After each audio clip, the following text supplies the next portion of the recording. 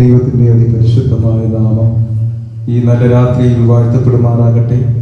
ഒരുക്കപ്പെട്ടതായ ഈ ശുശ്രൂഷയിൽ കടന്നു വന്ന ദൈവത്തിൻ്റെ മാറ്റമില്ലാത്ത വചനവുമായി നിൽപ്പാൻ സർവശക്തനായ ദൈവം എനിക്ക് നൽകിയ ഈ വിലപ്പെട്ട സാവകാശത്തെ ഓർത്ത് ദൈവത്തെ സ്തുതിക്കുന്നു. Price the Lord. ഈ മീറ്റിങ്ങിന് മാനുഷികമായ കാരണമായത് പ്രിയ ജോസ്ഫിനാണ്. കഴിഞ്ഞ ചില നാളുകൾക്ക് മുമ്പ് പ്രിയ ജോസ്ഫിനെ പരിചയപ്പെടുവാൻ ഇടയായി. ജോസ്ഫിനെ പരിചയപ്പെട്ടതിന് ശേഷമാണ് നമ്മുടെ അയൽവാസികളൊക്കെ അറിയുന്നതും പ്രൈസ് ദി ലോർഡ് എൻ്റെ ഭാര്യ കുടുംബവുമായിട്ട് അടുത്ത ബന്ധമുണ്ടെന്നൊക്കെ എനിക്ക് മനസ്സിലാക്കുവാൻ കഴിഞ്ഞത്. പരിചയപ്പെട്ട അന്ന് മുതൽ ഇന്നുവരെയും കർത്താവിൻ്റെ നാമത്തിന് വേണ്ടി പ്രയോജനപ്പെടുവാൻ ഞങ്ങളെ ദൈവം സഹായിച്ചുകൊണ്ടിരിക്കുന്നു. പ്രിയ പാസ്റ്റർ ഓർത്ത് ദൈവത്തെ നന്ദി പറയുകയാണ്. പാസ്റ്ററുടെ വീട്ടിന് തൊട്ടടുത്തുള്ള ഭവനത്തിൽ നിന്നാണ് ഞാൻ വിവാഹം കഴിച്ചിരിക്കുന്നത്. പാസ്റ്റർ പറഞ്ഞതുപോലെ ഏറെ നാളത്തെ പരിചയവും അയൽവാസിയാണ് ഒക്കെ ആണെങ്കിലും ഒരു ആത്മീയ ശുശ്രൂഷയിൽ ആദ്യമായിട്ടാണ് പങ്കെടുക്കുന്നത്. അതിലധികം സന്തോഷമുണ്ട്. ക്രിസ്തുവിലുള്ള ഈ ബന്ധം കർത്താവിന്റെ നാൾ വരെയും തുടരട്ടെ എന്ന് ആത്മാർത്ഥമായി പ്രാർത്ഥിക്കുകയാണ്. Price the Lord. ദൈവമായ കർത്താവ് നടത്തുന്ന വിധങ്ങൾ പ്രൈസ് ദി ലോർഡ് എത്ര തന്നെ സ്തുതിച്ചാലും മതി വരത്തില്ല. അനവധി പ്രതികൂലങ്ങൾ പ്രതിസന്ധികളിലൂടെയും മനുഷ്യൻ കടന്നു പോയിക്കൊണ്ടിരിക്കുമ്പോൾ, കാലാവസ്ഥയുടെ പ്രതികൂലങ്ങളിലൂടെ അനവധി ജനം നെടുവീർപ്പെടുമ്പോൾ, മാരക രോഗങ്ങൾക്ക് അനേകം പേർ അടിമപ്പെട്ടുകൊണ്ടിരിക്കുമ്പോൾ, അനേകം പേർക്ക് സമാധാനവും സന്തോഷമില്ലാതിരിക്കുമ്പോൾ, ഈ രാത്രിയിൽ ദൈവസഭയുടെ തണലിൻ കീഴിൽ കടന്നു വന്ന് ദൈവ സാന്നിധ്യത്തിന്റെ ചിറകിന്റെ കീഴിൽ നമുക്ക് അണഞ്ഞിരുന്നു കൊണ്ട് ദൈവത്തെ മഹത്വപ്പെടുത്തുവാൻ ദൈവമായി കർത്താവ് നമുക്ക് നൽകിയ ഭാഗ്യത്തെ ഓർത്ത് ദൈവത്തെ സ്തുതിക്കുകയാണ്. അനേകം ദൈവസഭകൾ ഇന്ന് വളഞ്ഞു കിടക്കുകയാണ്. അനേകം പേർക്കും ആരാധിപ്പാൻ സ്വാതന്ത്ര്യം കിട്ടാതിരിക്കുന്നു. ഈ രാത്രി നമുക്ക് ദൈവത്തെ സ്വാതന്ത്ര്യത്തോടെ ആരാധിപ്പാൻ, ഈ പ്രതികൂല സാഹചര്യത്തിന്റെ നടുവിലും ദൈവത്തെ മഹത്വപ്പെടുത്തുവാൻ, ദൈവം തന്ന കൃപകളെ ഓർത്ത് പ്രാരംഭത്തിൽ തന്നെ നമ്മുടെ കരങ്ങളെ ഉയർത്തി ദൈവത്തിന് ശക്തമായി മഹത്വപ്പെടുത്താട്ടെ. Hallelujah, hallelujah, hallelujah. Praise the Lord. നമുക്ക് ഉറങ്ങാനും മയങ്ങാനും ഒന്നും സമയമില്ലാത്ത നാഴികയാണിത്. Praise the Lord. എന്നോടുകൂടെ ഒരു നാഴികയെങ്കിലും നിനക്ക് ഉണർന്നിരിപ്പാൻ കഴിയുകയില്ലയോ എന്ന് പത്രോസിനോട് യേശു ചോദിച്ച ആ അന്തിമ നാളിലേക്ക് നമ്മൾ വന്നിരിക്കുകയാണ്. നമ്മോടും ഇന്ന് രാത്രിയിൽ ദൈവത്തിന്റെ പരിശുദ്ധാത്മാവ് ചോദിക്കുന്നത്, എന്നോടുകൂടെ നിനക്ക് ഒരു നാഴിക ഉണർന്നിരിപ്പാൻ കഴിയത്തില്ലേ? അല്ലായെങ്കിൽ പരീക്ഷകൾ നിന്നെ കീഴ്പ്പെടുത്തുവാൻ സാധ്യതയുണ്ട്. പരീക്ഷണങ്ങളിൽ നീ പെട്ടുപോകുവാൻ സാധ്യതയുണ്ട്. അതുകൊണ്ട് ഇന്ന് രാത്രിയിൽ ഒരു നാഴിക ഉണർന്നിരിപ്പാൻ ദൈവമായ കർത്താവ് നമുക്ക് നൽകിയിരിക്കുന്ന ഈ വിലപ്പെട്ട സാവകാശത്തിൽ ആത്മാവിൽ എരിവുള്ളവരായി, ആത്മാവിൽ ഉത്സാഹമുള്ളവരായി കർത്താവിന്റെ വചനം കേൾക്കുവാൻ, തുടർന്ന് നമ്മെ തന്നെ ദൈവത്തിന്റെ കരങ്ങളിലേക്ക് സമർപ്പിക്കുക. ഒരു നിമിഷം നമ്മുടെ കണ്ണുകൾ അടയട്ടെ. നാം ഇതുവരെയും പ്രാർത്ഥിക്കുകയും പ്രാർത്ഥിക്കുകയും ചെയ്തു. ദൈവത്തിന്റെ തിരുവചനത്തിന്റെ മുമ്പിൽ നമ്മെ തന്നെ സമർപ്പിച്ചുകൊണ്ട്, കർത്താവേ, അങ്ങയുടെ മാറ്റമില്ലാത്ത വചനം, മായമില്ലാത്ത ആ ദൈവത്തിന്റെ തിരുവചനം ഞങ്ങളുടെ അണ്ണാക്കിന് മധുരമാകുന്ന, ഞങ്ങളുടെ ഹൃദയത്തെ തണുപ്പിക്കുന്ന, ഞങ്ങളുടെ പ്രാണനെ തണുപ്പിക്കുന്ന ആ ദൈവത്തിന്റെ മാറ്റമില്ലാത്ത തിരുവചനം ഈ രാത്രിയിലും ഞങ്ങൾക്ക് പകരപ്പെടേണ്ടതിന് ഞങ്ങളുടെ അകത്തെ മനുഷ്യനെ ജീവൻ ലഭിക്കുന്ന, ഒന്നുകൂടെ ഉണർത്തുന്ന മാറ്റമില്ലാത്ത ദൈവത്തിന്റെ വചനം ഈ രാത്രിയിലും വിളംബരം ചെയ്യേണ്ടതിന്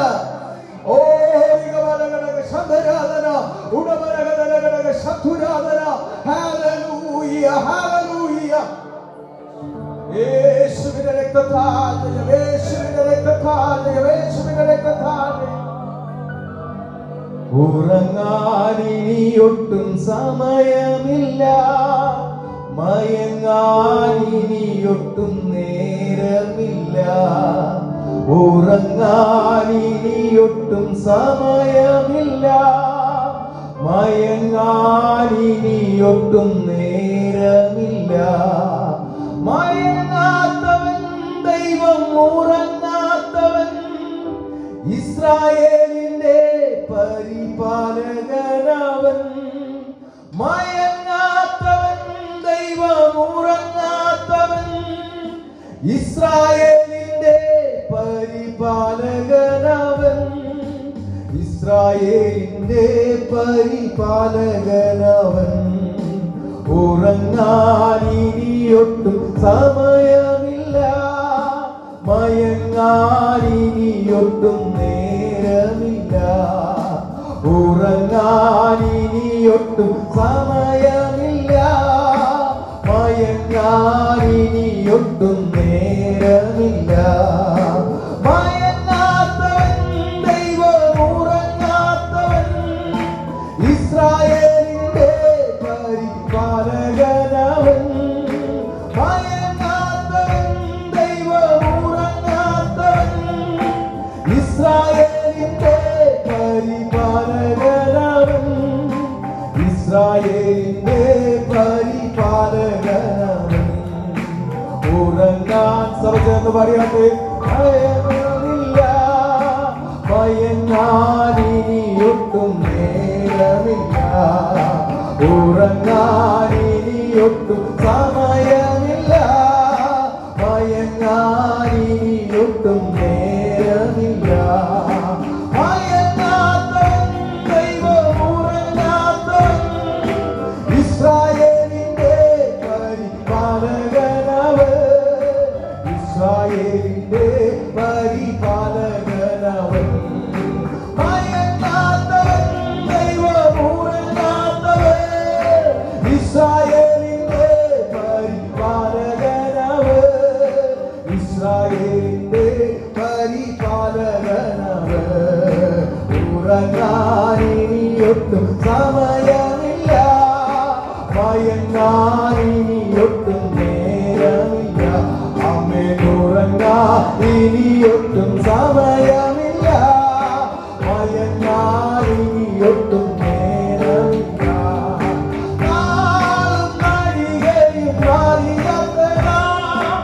ഉണർന്നിരിക്കാം യേശു മനവളനാം. നാളും നാഴികയും മാറിയവനാം.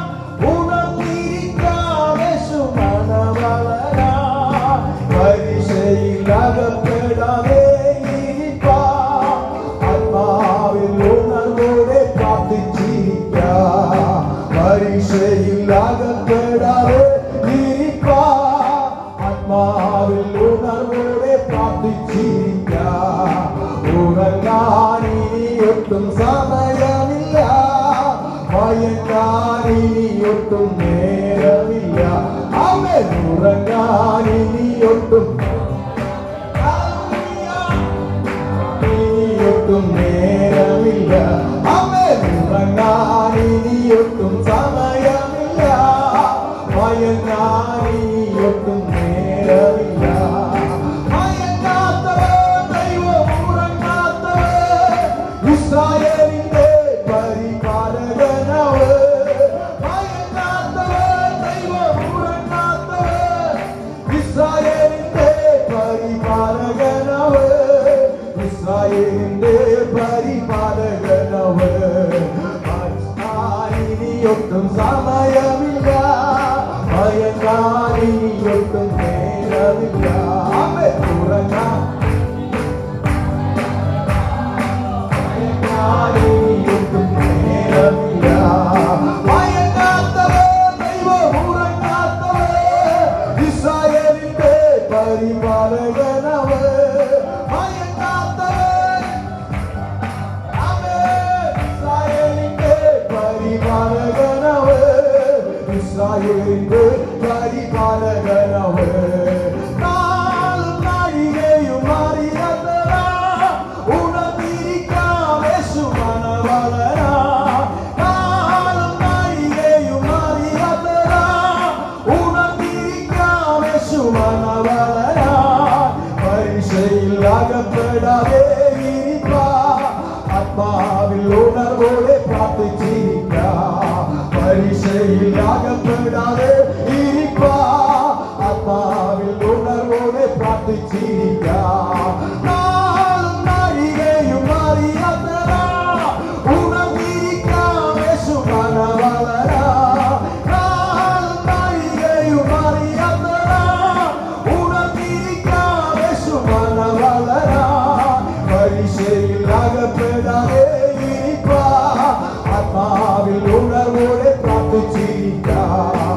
പരീക്ഷയിൽ അകപ്പെടാതെ ഇരിപ്പാം. ആത്മാവിൽ ഉണർവോടെ പ്രാർത്ഥിച്ചിരിക്കാം. ഉറങ്ങാൻ ഇനിയൊട്ടും സമയമില്ല. മയങ്ങാൻ ഇനിയൊട്ടും നേരമില്ല. ആമേൻ. ഉറങ്ങാൻ ഇനിയൊട്ടും സമയമില്ല, മയങ്ങാനിയൊട്ടും നേരമില്ല. മയങ്ങാത്തവേ, ദൈവം ഉറങ്ങാത്തവേ, ഇസ്രായേലിന്റെ പരിപാലകനവേ. അവൻ മയങ്ങാത്തവേ.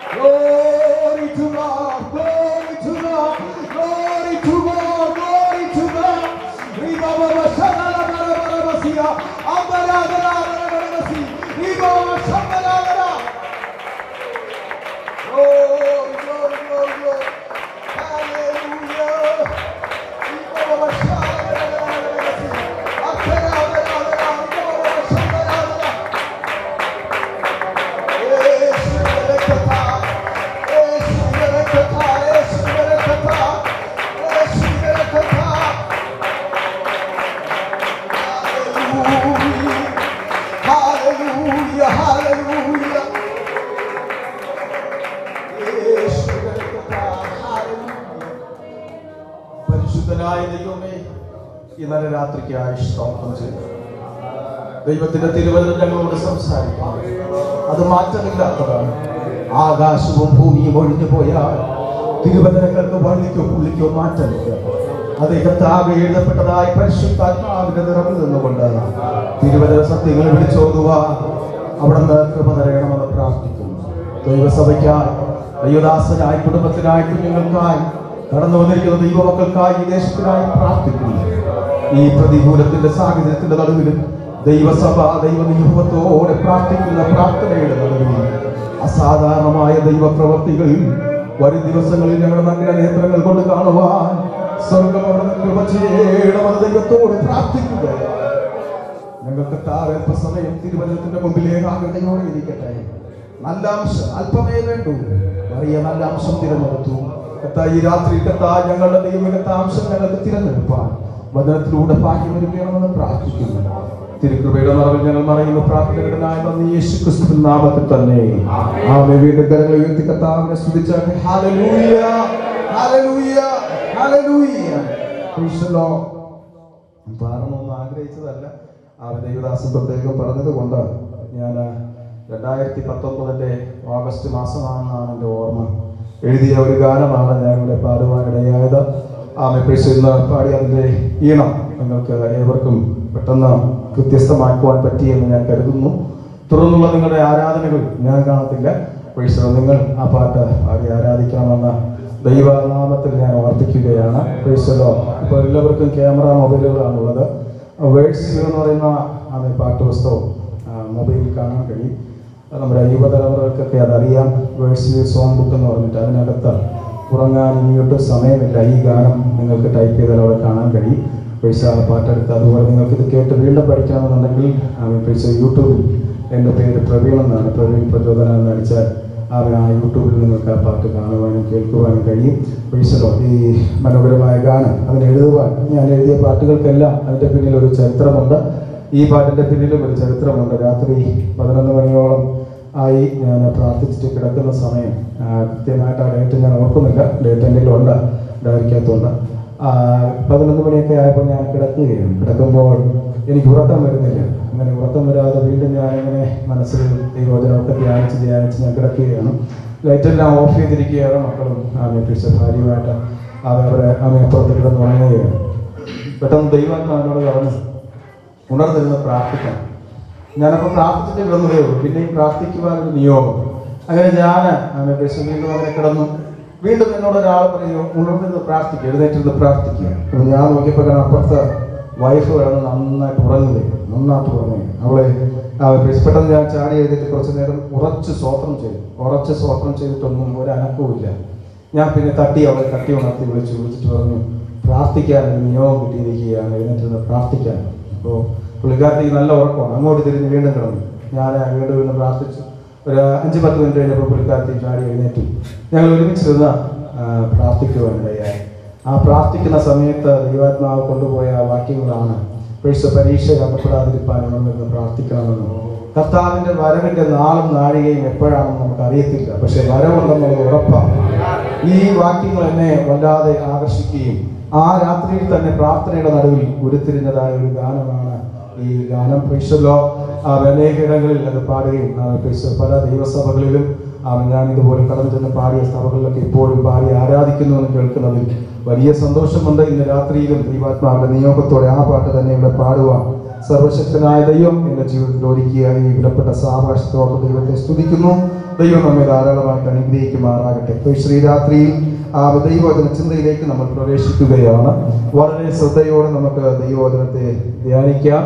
ഒരു സുപരിചിതമായ വിഷയമാണ് എൻ്റെ ഇന്നത്തെ ദൈവവചന ശുശ്രൂഷ എന്ന് പറയുന്നത്. പക്ഷേ സുപരിചിതമായ വാക്കാണ്, പക്ഷെ അതിൽ നിന്നുള്ള സന്ദേശങ്ങൾ ഒരു പക്ഷെ നിങ്ങൾ കേൾക്കുവാൻ ഇല്ലാത്തതാണ് എന്ന് പറയുന്നതിൽ സംശയമില്ല. കാരണം ദൈവാത്മാവിന്റെ പ്രാർത്ഥനാ മുറിയിൽ പകർന്നു തന്നതായ ഒരു അനുഗ്രഹിക്കപ്പെട്ട ദൈവിക ചിന്തയാണ്. പറഞ്ഞു മുഴിപ്പിക്കുവാൻ കഴിയുമോ എന്ന് ഞാൻ ചിന്തിക്കുന്നുണ്ട്. അതുകൊണ്ട് ഞാൻ വളരെ വേഗത്തിൽ കമ്പിവാചകത്തിൽ ഓരോ കാര്യങ്ങൾ പറഞ്ഞു പോകുവാൻ ആഗ്രഹിക്കുകയാണ്. വേദപുസ്തകത്തിൽ അനേകം കല്ലുകളെ കുറിച്ച് കാണുവാൻ കഴിയുന്നുണ്ട്. കല്ല് ഇന്ന് രാത്രിയിൽ എൻ്റെ പ്രസംഗ വിഷയം എന്ന് പറയുന്നത് കല്ല് എന്നുള്ള വിഷയമാണ്. ആ കല്ല് പറയുമ്പോൾ നിങ്ങളുടെ മനസ്സിൽ ഒത്തിരി കല്ലുകൾ ഇതിനകം കടന്നു പോയിട്ടുണ്ട്. കല്ലിന്റെ കാര്യം പറയുമ്പോൾ ആദ്യം മനസ്സിലേക്ക് വരുന്ന കല്ല് ഏതാണ്? ദാവീദിന്റെ കല്ല്. പ്രൈസലോ പാസ്റ്റർ പറഞ്ഞു കഴിഞ്ഞു. പ്രൈസലോ ദാവീദിന്റെ കല്ലല്ലെങ്കിൽ ദാവീദിനെ കുറിച്ച് കേൾക്കാത്ത ഒരാഴ്ച പോലും നമ്മുടെ ജീവിതത്തിൽ ഇല്ല. കാരണം സങ്കീർത്തന വായന ഉള്ളത് കൊണ്ട് ദാവീദിനെ കുറിച്ച് കേട്ടിരിക്കും, അല്ലെങ്കിൽ ദാവീദിനെ കുറിച്ച് എന്തെങ്കിലും ഒരു കാര്യം പറയാതെ ഇരിക്കത്തില്ല. അപ്പോ ഇന്ന് രാത്രി ഞാൻ പറയാൻ പോകുന്ന കല്ല് ദാവീദിന്റെ കല്ല് അല്ല. പിന്നെ ആരുടെ കല്ലായിരിക്കും? യാക്കോബിന്റെ തലയിടയായി വെച്ച കല്ലാണോ? അതും അല്ല. പിന്നെ ഏതാണ്? ഏലിയാവ് യാഗപീഠം പണിയുവാൻ എടുത്തതായ 12 കല്ലോ? അതും അല്ല. പിന്നെ ഏതാണ്? തള്ളിക്കളഞ്ഞ കല്ല് മൂലക്കല്ലായി തീർന്നു, അതാണോ? അതും അല്ല. വെളിപ്പാട് പുസ്തകത്തിൽ പറയുന്ന 12 രത്നക്കല്ലുകളാണോ? അതും അല്ല. പിന്നെ ഏതായിരിക്കും പാസ്റ്റേ കല്ല്? നിങ്ങളൊന്ന് പറഞ്ഞേ, ഇനി ഏതെങ്കിലും കല്ല് ബൈബിളിലുണ്ടോ? വെട്ടുകല്ലുണ്ട്, ഇടർച്ചക്കല്ലുണ്ട്, പിന്നെ ഇനി കല്ലുകളൊന്നും വേറെ ഇല്ലേ? ഇഷ്ടംപോലെ കല്ലുകളുണ്ട് അല്ലേ? ഈ കല്ലുകളൊന്നും അല്ല.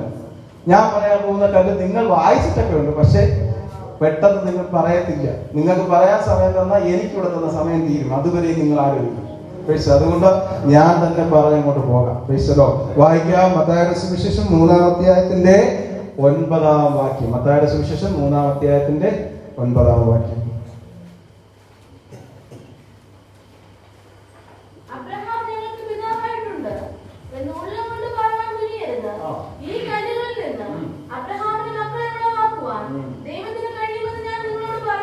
അബ്രഹാം ഞങ്ങൾക്ക് പിതാവായിട്ടുണ്ട് എന്ന് പറയുക, ഉള്ളം കൊണ്ട് പറയുക നിങ്ങൾ തുനിയരുത്. അടുത്ത സെന്റൻസ് എന്തായിരുന്നു? ഈ കല്ലുകളിൽ നിന്ന് അബ്രഹാമിന് മക്കളെ ഉളവാക്കുവാൻ. ഈ കല്ല് നിങ്ങൾ പറയുമായിരുന്നു? ഞാൻ ഇങ്ങനെ കേട്ടോ, നിങ്ങൾ പറയണം. ഈ കല്ല് പറയുമായിരുന്നു? വലിയ പാടാണ്. ഈ കല്ലുകളിൽ നിന്ന് മക്കളെ ഉളവാക്കുവാൻ, അബ്രഹാമിന് മക്കളെ ഉളവാക്കി കൊടുക്കുവാൻ ആർക്ക് കഴിയും? ദൈവത്തിന് കഴിയും. അപ്പൊ അടുത്ത ചോദ്യം, ഞാൻ ജനിക്കുന്നതിന് മുമ്പോ, ഇവിടെ ഇരിക്കുന്ന ഏറ്റവും പ്രായം കൂടിയ വ്യക്തി ജനിക്കുന്നതിന് മുമ്പോ ഇനി ജനിക്കാനിരിക്കുന്ന തലമുറയിലോ ഇങ്ങനെ ഒരു കാര്യം സംഭവിക്കൂ? നിലത്തെ പൊടി കൊണ്ട് മനുഷ്യൻ എന്ത് ചെയ്തു? നിർമ്മിച്ച് അവന്റെ മൂക്കിൽ ജീവശ്വാസം കൂടി അവൻ ജീവനുള്ള ദേഹിയായി.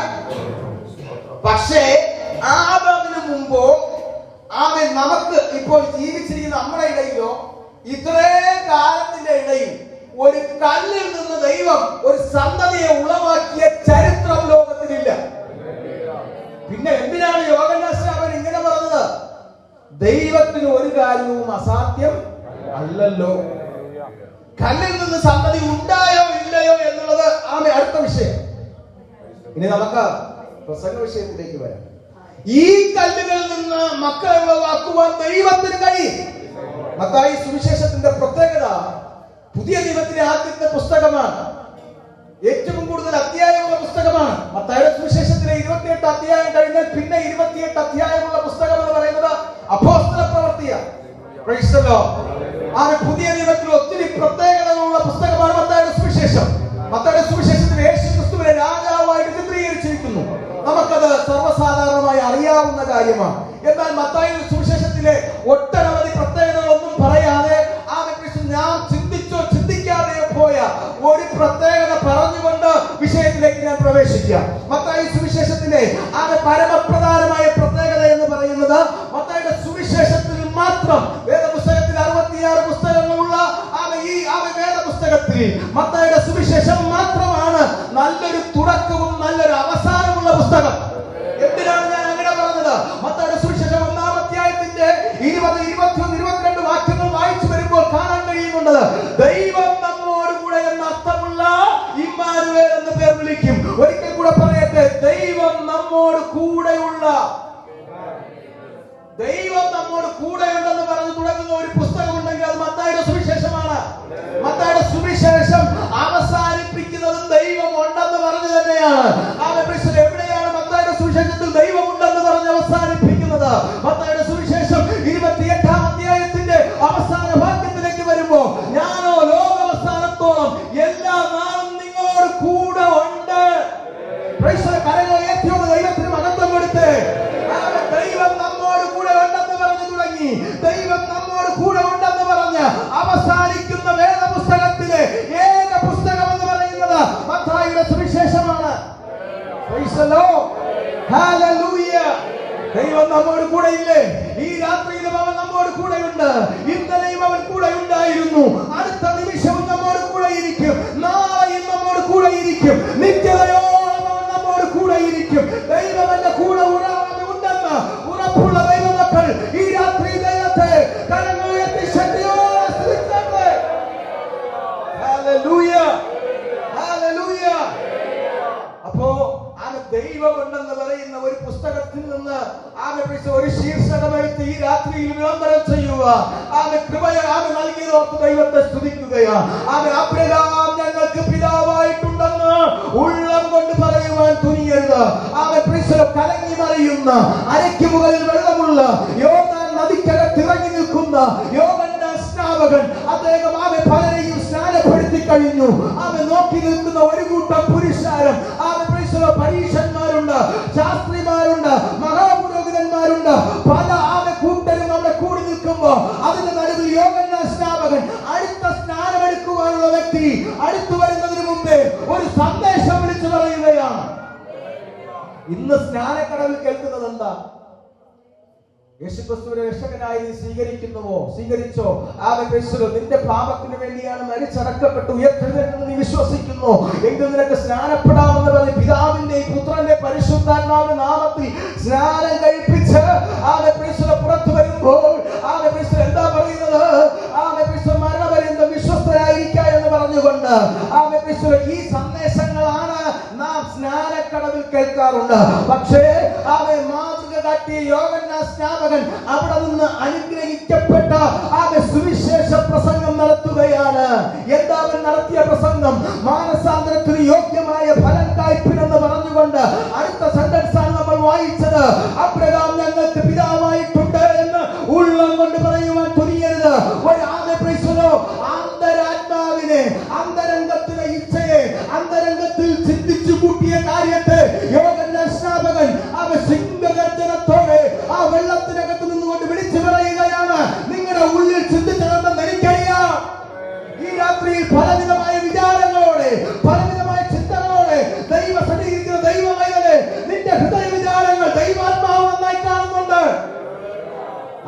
ഹല്ലേലൂയ.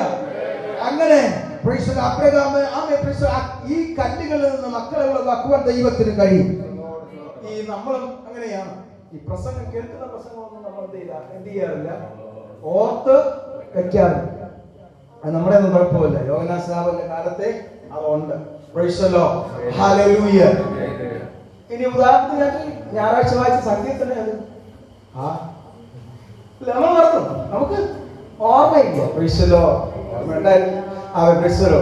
പക്ഷേ ഇന്ന് ഞാൻ ചോദിച്ചു, ഒരു മാസം കഴിഞ്ഞിട്ട് നവംബർ 21 അല്ലേ കഴിഞ്ഞ ഞായറാഴ്ച, അന്ന് വായിച്ച സങ്കീർത്തനം ഏതാണെന്ന് ചോദിച്ചാൽ ഒരു മാസം കഴിഞ്ഞ് ചോദിച്ചിട്ട് നിങ്ങൾ ഒരു ഭൂരിഭാഗം പറയാൻ സാധ്യതയില്ല.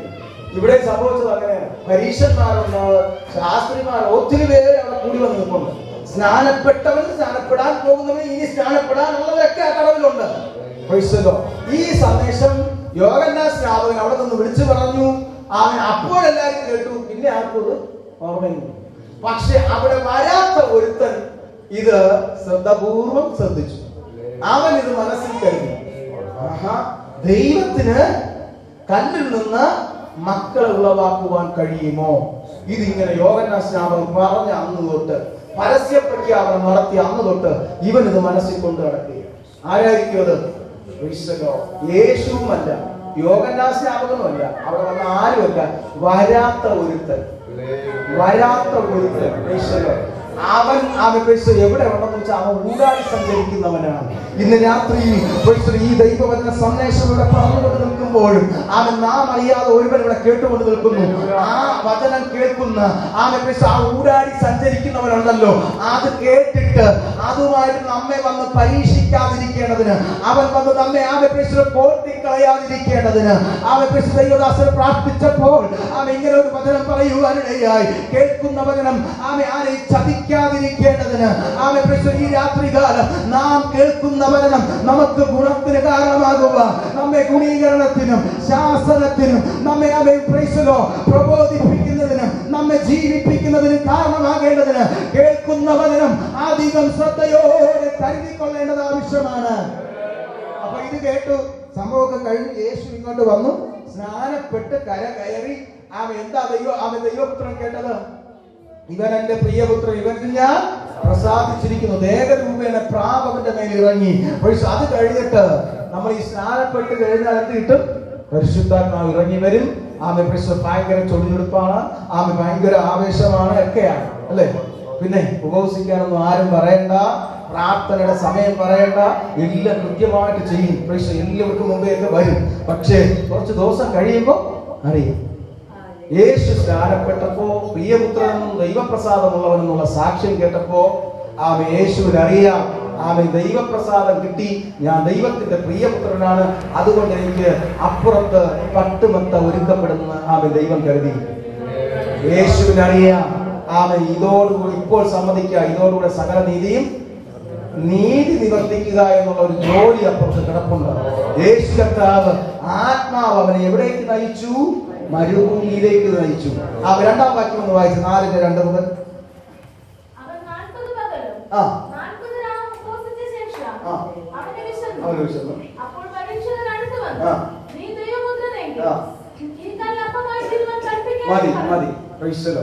40 രാവും 40 പകലും ഉപവസിച്ച ആ ശേഷം എന്നുള്ള വാക്ക് നിങ്ങൾ എന്ത് ചെയ്യണമെന്ന് അറിയോ? അടിവരയിട്ട് ചിന്തിക്കണം. ശേഷം ഇവിടെ ഇത് എന്റെ ഓർമ്മ ശരിയാണെങ്കിൽ 5-ാം ദിവസം അല്ലെ, 5-ാം ദിവസത്തെ 10-ാം സെക്ഷൻ പ്രാർത്ഥന എനിക്ക് ആദ്യത്തെ സെക്ഷൻ പാസ്റ്റ് കഴിഞ്ഞ ഞായറാഴ്ചയെ പറഞ്ഞ, അല്ലെങ്കിൽ കുറച്ച് ദിവസങ്ങൾക്ക് മുമ്പേ പറഞ്ഞു, ഇങ്ങനെ ഒരു 10 ദിവസം അല്ലെങ്കിൽ 7 ദിവസത്തെ പ്രാർത്ഥന ക്രമീകരിക്കാൻ പോയാണ്. ഉപവാസത്തോടെ നിങ്ങൾ എന്ത് ചെയ്യണം? വരണം. അതിനായി പാസ്റ്റ് പരസ്യം പറഞ്ഞ അന്നോട്ട് ഇവിടെ എല്ലാവർക്കും വിശപ്പാണ്. ഇവിടെ യേശുവിനോ അതുകൊണ്ടാണ് ഞാൻ പറഞ്ഞത്, ഉപവസിച്ച് നമുക്കെന്താ പിന്നെ ഈ മുമ്പേ വിശപ്പ് വരുന്നത്? ഇനി നമ്മുടെ വിശപ്പ് പോട്ടെ, ഉപവസിക്കാൻ പറഞ്ഞപ്പോൾ വിശപ്പ് പോട്ടെ, അത് നമുക്ക് സഹിക്കാം. ഈ ഉപവാസം എടുക്കാതെ തീരുമാനം എടുത്തിട്ട് രാവിലെ പ്രാർത്ഥിച്ച് എല്ലാം വെച്ച് എല്ലാം അടച്ച് പൊതിഞ്ഞ് വെച്ച് മക്കൾക്കും ഭർത്താവ് ജോലിക്ക് പോയിരിക്കുകയും എല്ലാം അടച്ചു വെച്ചിട്ട് പ്രാർത്ഥനയ്ക്ക് വന്നു. സെക്ഷൻ കഴിഞ്ഞ് ഉച്ചയ്ക്ക് എന്ത് ചെയ്യുന്നു? വീട്ടിലേക്ക് പോകുന്നു. ഭർത്താവ് എന്ത് ചെയ്തു? വന്നു. പിള്ളേരും വന്നു. കൊടുത്തു കഴിഞ്ഞപ്പോഴാണ് ഒരു ആഗ്രഹം, എനിക്ക് ഒത്തിരി കർത്താവെ ക്ഷമിക്കണേ, ഞാൻ ഉച്ചവരെ ഉപവസിക്കാൻ, രാത്രി ഒരു ദിവസം മുഴുവൻ ഉപവസിക്കാൻ വേണ്ടി തീരുമാനിച്ചതാ. ഉച്ചയ്ക്ക് എന്ത് ചെയ്യുന്നു? കഴിക്കും. ഇവിടെ യേശുവിനെ കുറിച്ച് പറയുന്നത് എന്താണ്? ഉപവസിച്ച ശേഷം. അത് അവൻ വിഷയമല്ല, അതുകൊണ്ട് അവിടെ വിടുക. അടുത്ത ഉപവസിച്ച ശേഷം വിഷം എന്നിട്ട് എന്തായിരുന്നു? പരീക്ഷ. അപ്പോൾ അവന്റെ അടുക്കൽ വന്നിട്ട് എന്താ പറയുന്നത്?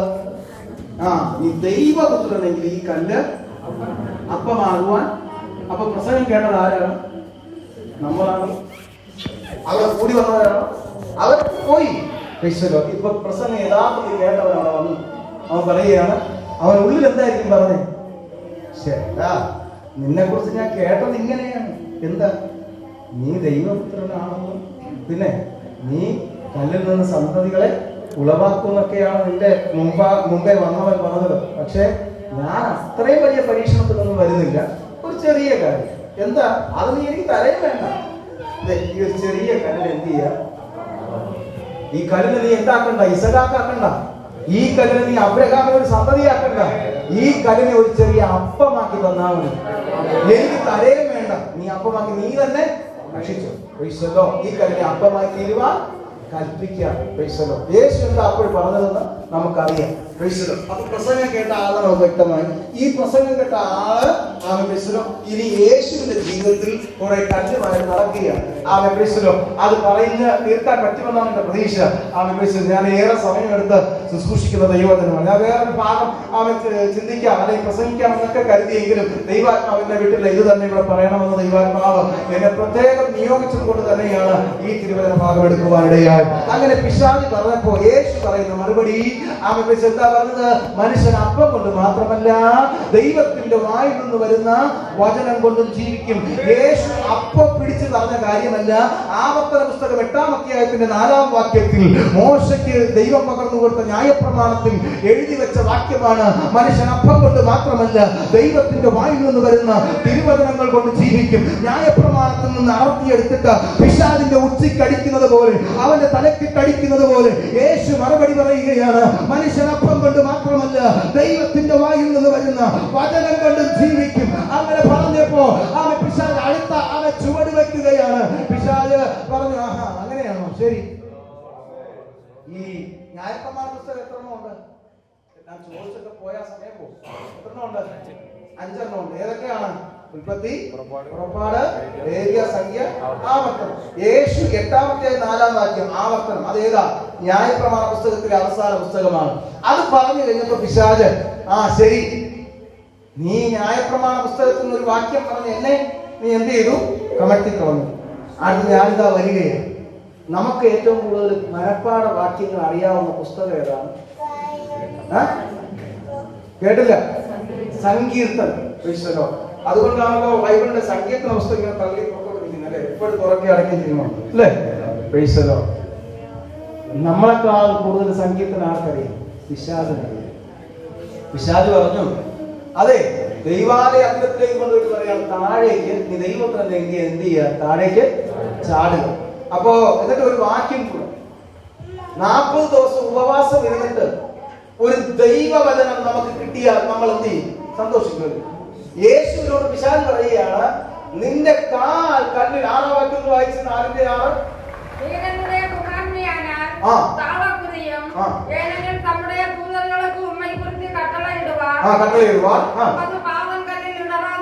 ഉമത് പാദം കല്ലിൽ ഇടറാതെ പഠിക്ക്.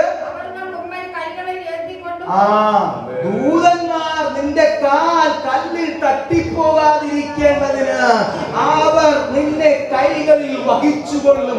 91-ാം സങ്കീർത്തനത്തിൽ കിടക്കുകയാ.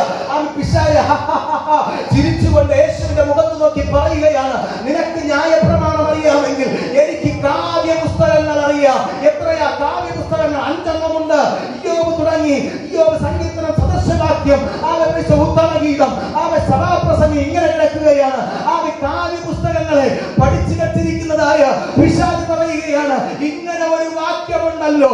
ഞാനോ നമ്മളിൽ ആരെങ്കിലും ആണെങ്കിൽ 40 ദിവസത്തെ ഉപവാസ പ്രാർത്ഥന കഴിഞ്ഞ് ഈ വാക്യം കിട്ടിയ ഗോപുരത്തിന്റെ മുകളിൽ നിന്നല്ല, ഫ്ലാറ്റിന്റെ മുകളിൽ നിന്ന് വേണമെങ്കിലും, അന്തരീക്ഷത്തിൽ നിന്ന് വേണമെങ്കിലും നമ്മൾ എന്ത് ചെയ്യും? കാര്യം ഉപവസിച്ചപ്പോ എനിക്ക് ദൈവാത്മാവ് തന്ന വാക്യമാണ്, നീ ചാടിക്കോ, നീ പുറപ്പെട്ടോ, നിന്നെ സൂക്ഷിക്കാൻ ഞാനുണ്ട്. വാക്യം കിട്ടുന്നതും വാക്യം മുറുകെ പിടിക്കുന്നതും വാക്യം ഏറ്റെടുക്കുന്നതൊക്കെ കൊള്ളാം. പക്ഷെ ആരാണ് പറയുന്നതെന്നുള്ള ഒരു വിവേചനമില്ലെങ്കിൽ നീ വീണുപോകും. പറയുന്നതെല്ലാം ദൈവവചനമായിരിക്കാം, വള്ളിക്ക് പുള്ളിക്ക് തെറ്റൊന്നുമില്ലായിരിക്കാം. പക്ഷേ ആരാണ് പറയുന്നത്? ഇത് ദൈവത്തിന്റെ തിരുവായിൽ നിന്ന് വരുന്നതാണോ? ഇത് ആരാണ് പറയുന്നത്? ഈ സന്ദർഭത്തിൽ ഇത് യോഗ്യമായ വചനമാണോ? ചിന്തിക്കുവാൻ കഴിയണം. യേശു അവരോട് പറയുകയാണ്, നിന്റെ ദൈവമായ കർത്താവിനെ പരീക്ഷിക്കരുത്, പിശാച് എന്നെ വിട്ട് പോ. പറഞ്ഞത് ദൈവവചനമാണ്. പക്ഷെ പറഞ്ഞ വാക്യത്തെയല്ല, ആരാണ് പറഞ്ഞതെന്ന് തിരിച്ചറിഞ്ഞുകൊണ്ട് ശാസിച്ച് പുറത്താക്കുവാൻ, അവരെ ഓടിച്ചു വിടുവാൻ ദൈവപുത്രനായ ക്രിസ്തുവിന് കഴിഞ്ഞുവെങ്കിൽ ഈ രാത്രിയിൽ ദൈവപുത്രന്റെ അനുയായികളായിരിക്കുന്ന, യേശുവിനെ പിന്തുടരുന്ന, യേശുവിനെ അനുഗമിക്കുന്ന പ്രിയ വിശ്വാസിയെ, എന്റെയും നിന്നെയും പരീക്ഷകന് തള്ളിയിടുവാൻ എന്തെളുപ്പമാണ് ഈ രാത്രികാലം. അതുകൊണ്ടൊരു ദൈവവചനം വെളിപ്പെടുവാനല്ല, ഒരു വിടുതൽ വെളിപ്പെടാനല്ല, ഒരു അനുഗ്രഹം വെളിപ്പെടാനല്ല, അവൻ പറയുന്നവനെ വെളിപ്പെട്ട് നിൽക്കുന്നത് അത് അവൻ യോഗ്യമായതാണോ അനുകൂലമായതാണോ എന്ന് ഈ രാത്രി വിവേചിപ്പാനുള്ള ദൈവകൃപയാണ് നമുക്ക് ആവശ്യം. ഹല്ലേലൂയ. അത് കഴിഞ്ഞ പിശാച് അവിടെ എഴുതിയിട്ടുണ്ട്, മത്തായിയുടെ സുവിശേഷത്തിൽ, ലൂക്കോസിന്റെ സുവിശേഷത്തിൽ പ്രത്യേകം എഴുതിയിട്ടുണ്ട്, പിശാച് അല്ലെങ്കിൽ പരീക്ഷകൻ സാത്താൻ അവനെ വിട്ട് കുറെ കാലത്തേക്ക് അവനെ വിട്ട് പോയി. ഈ കുറെ കാലം എന്ന് പറഞ്ഞ എപ്പോഴാണ്? ഇന്നിപ്പോ പ്രാർത്ഥനയ്ക്ക് വന്നു, പ്രാർത്ഥന കൃത്യ സമയത്ത് ആശീർവാദം പറയും, പറഞ്ഞ് വീട്ടിൽ പോയി. വീട്ടിൽ പോയപ്പോൾ അവിടുത്തെ സിറ്റുവേഷൻ മോശമാണ്. അപ്പോ ഈ കുറെ കാലം എന്ന് പറഞ്ഞു കഴിഞ്ഞാൽ വീട്ടിൽ പോയപ്പോ നമ്മള് ഇവിടെ കിട്ടിയത് പ്രാപിച്ചത് എല്ലാം കൊണ്ട് അവിടെ ഉടച്ചു. അപ്പൊ അത് കുറെ കാലം ആയോ? കുറച്ച് സമയമേ ആയുള്ളൂ. യേശുവിന്റെ ജീവിതത്തിൽ പിശാച് കുറെ കാലത്തേക്ക് അവനെ വിട്ട് പോയി. ഈ കുറെ കാലം എന്ന് പറയുന്നത് യേശുവിന്റെ ശുശ്രൂഷ എത്ര വർഷമാണ്?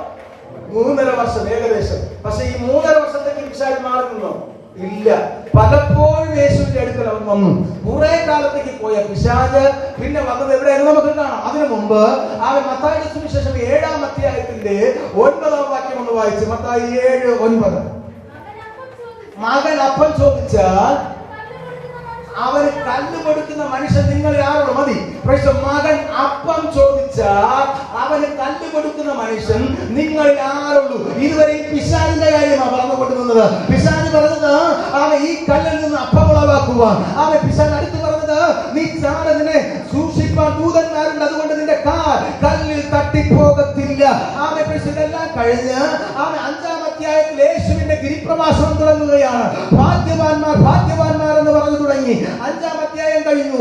6-ാം അധ്യായത്തിൽ യേശുവിന്റെ പ്രാർത്ഥന, പഠിപ്പിക്കുന്ന പ്രാർത്ഥന അത് കഴിഞ്ഞ് 7-ാം അധ്യായത്തിൽ വിധിക്കപ്പെടരുതെന്ന് പറഞ്ഞുകൊണ്ട് തുടങ്ങി.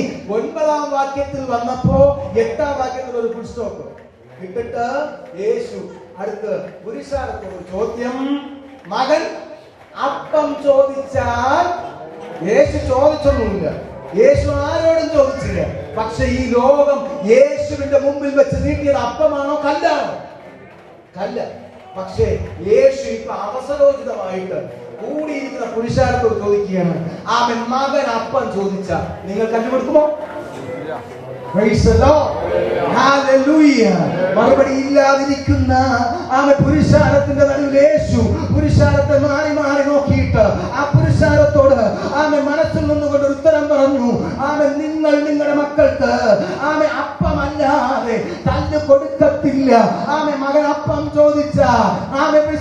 ചോദിച്ച കറിക്ക് വകയില്ല എങ്കിൽ ഒരു നുള്ളു പഞ്ചസാര വെച്ച് അപ്പം എടുത്ത് മകന് കൊടുക്കുന്ന മാതാവേ പിതാവേ, അപ്പം ചോദിച്ചാൽ അതിനുള്ള കറിയും കൂടെ ഉണ്ടാക്കി കൊടുക്കുന്ന മാതാവേ പിതാവേ, യേശുവിന്റെ മുമ്പിൽ ലോകം വെച്ച് നീട്ടിയത് കല്ലാണ്.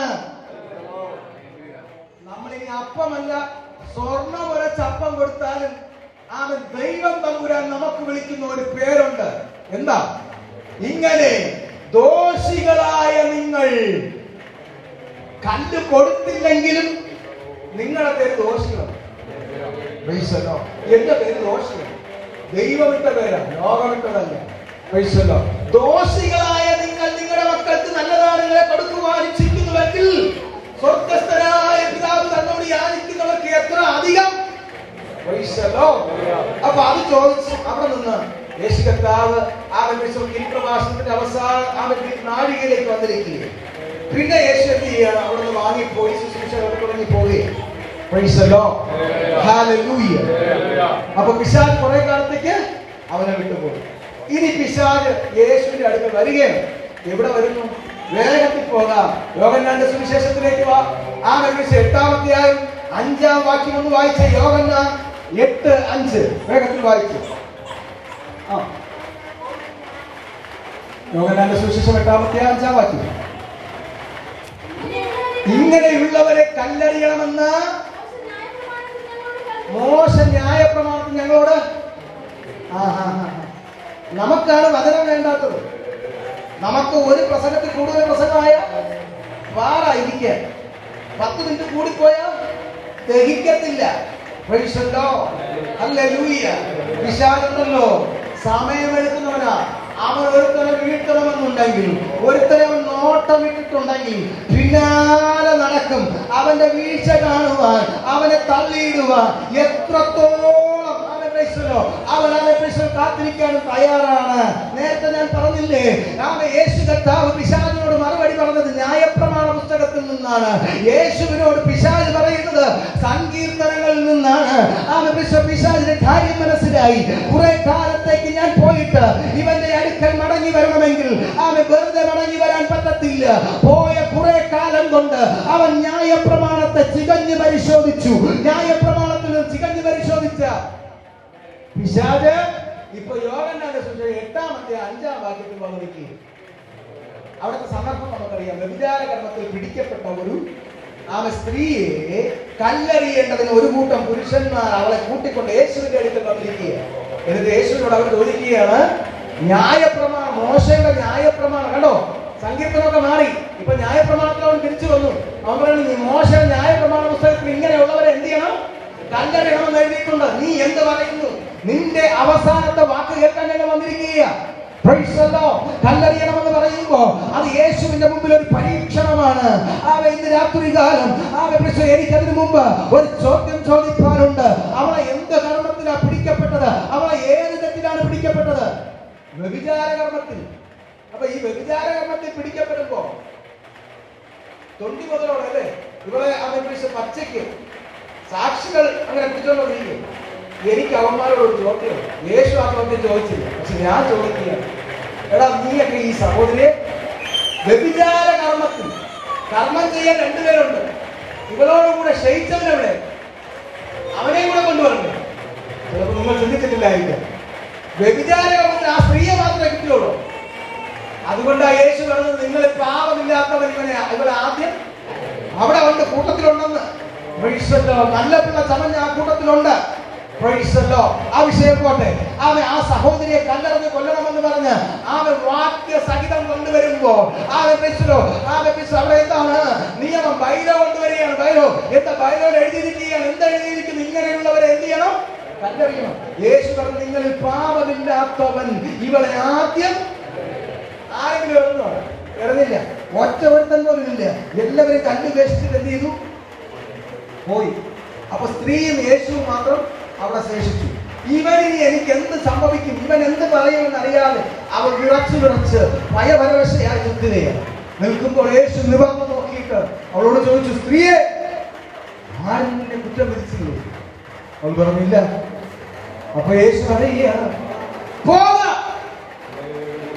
ഇന്ന് ദൈവസഭകൾക്ക് ഇഷ്ടമുള്ള ഒരു സന്ദേശമാണ് പോക. പോകാൻ പറഞ്ഞ എല്ലാവർക്കും ഇഷ്ടമല്ല. അവൾ ഇങ്ങനെ തിരിഞ്ഞ് യേശുവിന്റെ മുഖാമുഖം നിൽക്കുകയെ.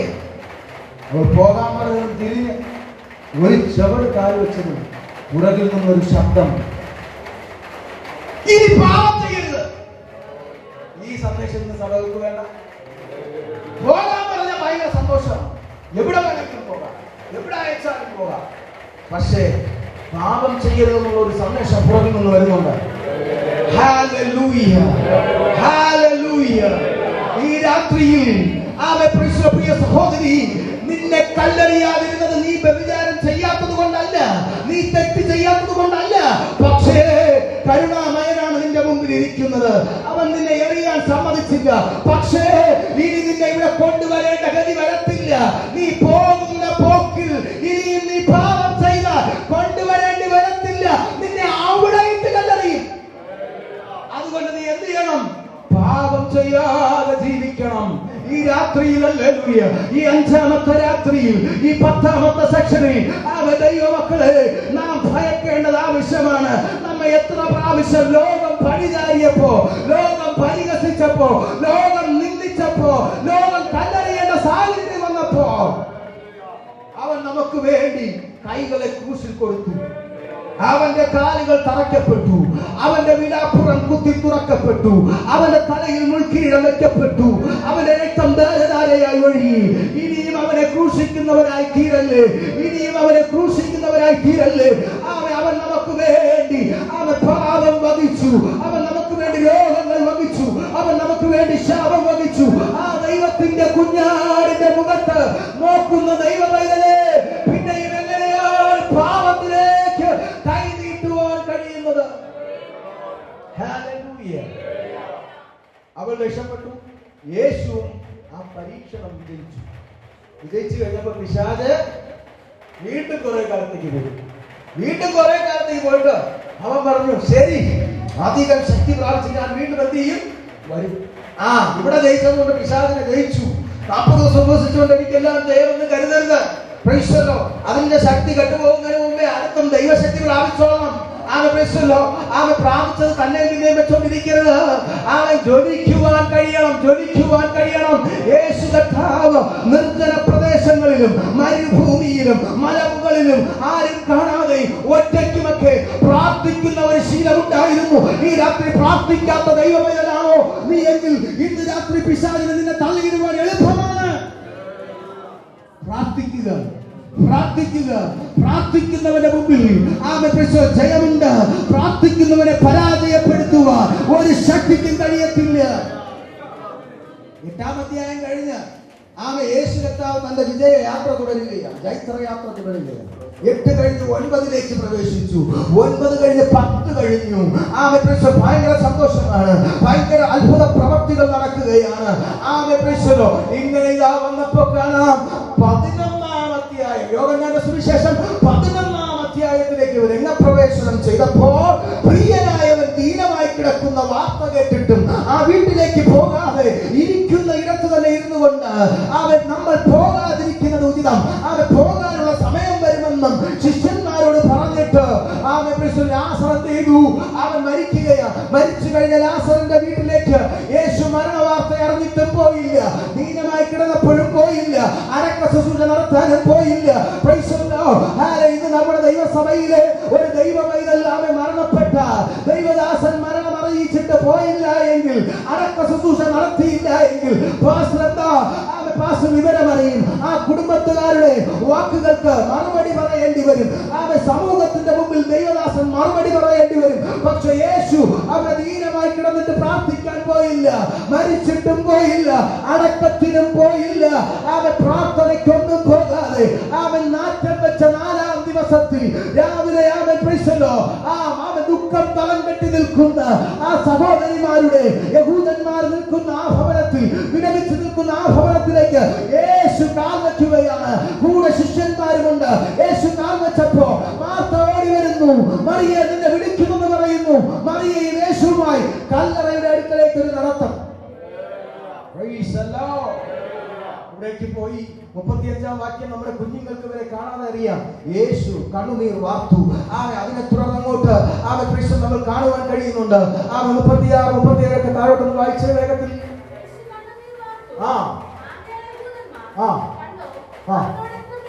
അവനോട് എത്ര പ്രിയമുണ്ട്. ബാക്കി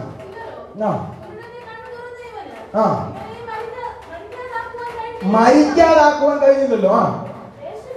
യേശുവിനെയും ഉള്ളം കൊണ്ട് കല്ലറയ്ക്കലെത്തി. ബാക്കി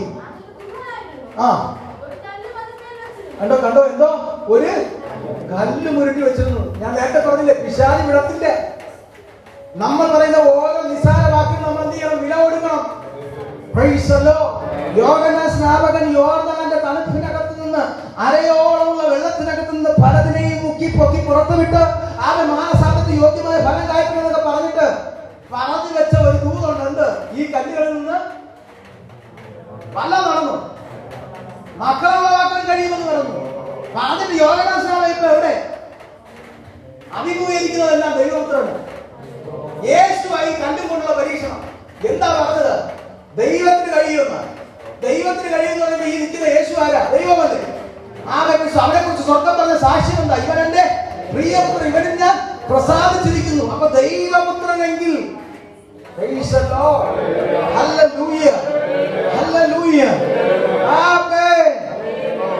നോക്കണമേ, കല്ലറയുടെ മുമ്പിൽ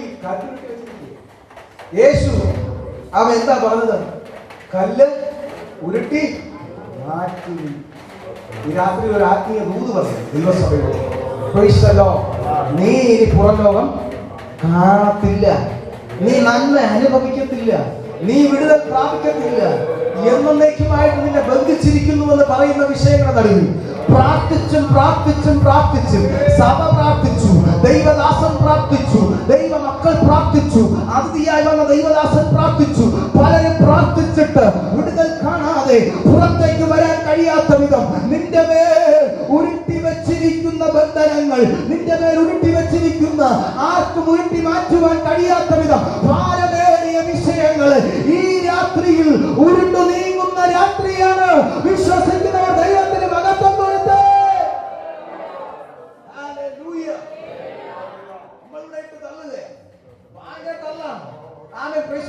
പക്ഷേ കണ്ണെന്ത് ചെയ്യുന്നില്ല. ഈ തള്ളെന്നൊക്കെ പറയുമ്പോ ഇന്നത്തെ പിള്ളേരുടെ വാക്കുകളാണ്. അവര് തള്ളു കണ്ടില്ലേ? ഇവിടെ തള്ളുക ഭയങ്കര തള്ളാണ്. പക്ഷെ ഒരനക്കവും യേശു പറഞ്ഞു കല്ലുരുട്ടി പറയേണ്ടവൻ പറഞ്ഞാൽ കല്ല് നീങ്ങും. നമ്മൾ ഇങ്ങനെ ശ്രമിക്കേണ്ട ആവശ്യമൊന്നും. ഉരുട്ടി വെച്ചവനെ കൊണ്ട് തന്നെ ദൈവം ചെയ്യും, കല്ലെടുത്ത് മാറ്റി. ഇന്ന് രാത്രികാലം എന്റെയും നിങ്ങളുടെ ഉയർച്ചയ്ക്ക് വിരോധമായി ആരാണോ കല്ലുരുട്ടി വെച്ചത് അവനോട് സ്വർഗം കൽപ്പിക്കുന്ന രാത്രിയാണ്. ഇന്നലെ വരെ ഉരുണ്ട് നീരാത്തത്, ഇന്നലെ അവൻ പകലിൽ നീങ്ങാത്തത്, ഈ രാത്രി ദൈവത്തിന്റെ ആത്മാവിൽ നിന്നുകൊണ്ട് ഞാൻ പറയട്ടെ, സഹോദര സഹോദരി, പ്രിയ ദൈവ പൈതല്, നിനക്കുരുട്ടി മാറ്റുവാൻ കഴിയാത്ത നിന്റെ ഭാരമേറിയ വിഷയത്തിന്റെ ദൈവത്തിന്റെ പരിശുദ്ധാത്മാവ് ഈ രാത്രിയിൽ പ്രവഹിക്കുന്നുണ്ട്. അവന്റെ പ്രവൃത്തി വെളിപ്പെടുന്നുണ്ട്. അവൻ ഏറ്റെടുത്ത ദൈവത്തിന് കരങ്ങളെ തട്ടി ദൈവത്തിന് അല്പസമയം മകത്തം കൊടുത്താട്ടെ.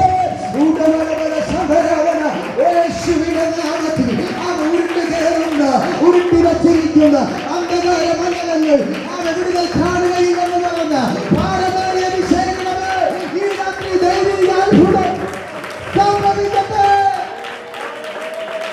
യേശുവിന്റെ രക്തത്താൽ, യേശുവിന്റെ രക്തത്താൽ. Hallelujah, praise the Lord.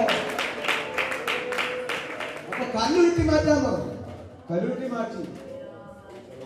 അതുവരെ പറഞ്ഞു നിനക്ക് പ്രിയനായ ഞങ്ങളുടെ ഏക സഹോദരൻ എന്നൊക്കെ പറഞ്ഞുള്ള ബന്ധുക്കളും സഹോദരങ്ങളും രക്തബന്ധങ്ങളും എല്ലാം എന്തെങ്കിലും അറിയാമോ? കല്ലങ്ങോട്ട് ഉരുട്ടി മാറ്റിയതും സ്വന്തം സഹോദരൻ ഇങ്ങോട്ട് കൈപിടിച്ചു. നിൽക്കാൻ പാടില്ല. ഭയങ്കര നാറ്റമാണ്. നാറ്റം എന്ന് പറഞ്ഞാൽ നാറ്റം വെച്ച കലറക്കത്താണ്. സ്വന്തം സഹോദരൻ തൊട്ടുകൊണ്ട് പറഞ്ഞ എന്താ? എന്റെ സ്വന്തം സഹോദരൻ, നീ ഇവിടെ ഉണ്ടായിരുന്നെങ്കിൽ മരിക്കത്തില്ലെന്നൊക്കെ പറഞ്ഞ സഹോദരൻ ഇപ്പൊ ഒപ്പ് പിടിച്ച് നിൽക്കുക. കല്ലുരുട്ടി മാറ്റിയെന്ന് പറഞ്ഞപ്പോ എല്ലാവർക്കും സന്തോഷമായിരുന്നു അല്ലേ? ഇങ്ങനെയാണെങ്കിൽ വേണ്ടായിരുന്നു മാസ്റ്റർ നടന്നുള്ളത് കാര്യം. നാറ്റം ലോകം മുഴുവനും ഇത് പുറത്തിരുന്നെങ്കിലും കുഴപ്പമില്ലായിരുന്നു. ഇപ്പൊ നാറ്റ കേസ് യേശു ആ കല്ലറയിലേക്ക് നോക്കിയിട്ട് പറഞ്ഞു, കർത്താവിനോട് പ്രാർത്ഥിച്ചിട്ട് പറയുകയാണ്, ലാസറേ പുറത്തു വാ. ലാസറ് ആവ്യംബിച്ചു ഇങ്ങനെ പുറത്തു വന്ന് നമ്മുടെ ആവ്യംബിച്ചിലോ തിരുവനന്തപുരത്ത് പോയാൽ അറിയാമല്ലേ, സ്റ്റാച്യു നിർത്തിയിരിക്കുന്നല്ലേ, അതുപോലെ ലാസർ നിർത്തി. ഒരു ചുവട് പോലും മുമ്പോട്ട് വെക്കാൻ പറ്റും. അവൻ ജീവൻ വന്നതുകൊണ്ട് നാറ്റം പുറത്തു പോയി. പക്ഷെ അവൻ ഒരു ചുവട് പോലും മുമ്പോട്ട് വെക്കാൻ പറ്റും. യേശു നോക്കിയപ്പോൾ കാണാൻ കെട്ടപ്പെട്ടവരായിട്ടാണ് നിൽക്കുന്നത്. യേശു പറഞ്ഞു കെട്ടടിച്ചു. ഹല്ലേലൂയ. ആമേൻ. 3 ഉപവസിച്ചു, 5 ഉപവസിച്ചു, 7 ഉപവസിച്ചു, 10 ഉപവസിച്ചു, 21 ഉപവസിച്ചു, 40 ഉപവസിച്ചു. പല പ്രാർത്ഥനകൾ നടത്തി. ഭവനാരാധന ഒന്നിനു പുറകെ ഒന്നായി വെച്ചു. അവൻ ഗസ്റ്റുകളെ ഒത്തിരി വിളിച്ചു. കെട്ടഴിഞ്ഞില്ല. ഇന്ന് രാത്രികാലം വരേണ്ടവൻ വന്നാൽ അവൻ അഴിക്കേണ്ടവൻ കെട്ടഴിക്കും. എത്ര ബന്ധിച്ചാലും, എത്ര അവനെ വരിഞ്ഞു മുറുക്കി കെട്ടിയാലും അവനെ കൊണ്ട് തന്നെ കെട്ടഴിക്കും. നീ അഴിക്കാൻ ശ്രമിച്ചു, നീ പലരെ കൊണ്ട് അഴിക്കാൻ ശ്രമിച്ചു, നടക്കത്തില്ല. അഴിക്കേണ്ടവൻ കൽപ്പന പ്രവർത്തിക്കാതെ അഴിക്കേണ്ടവൻ വന്ന് അഴിക്കത്തില്ല. അവൻ ഈ രാത്രികാലം കെട്ടിയവനെ കൊണ്ട് തന്നെ കെട്ടഴിക്കുന്ന രാത്രിയാണ്.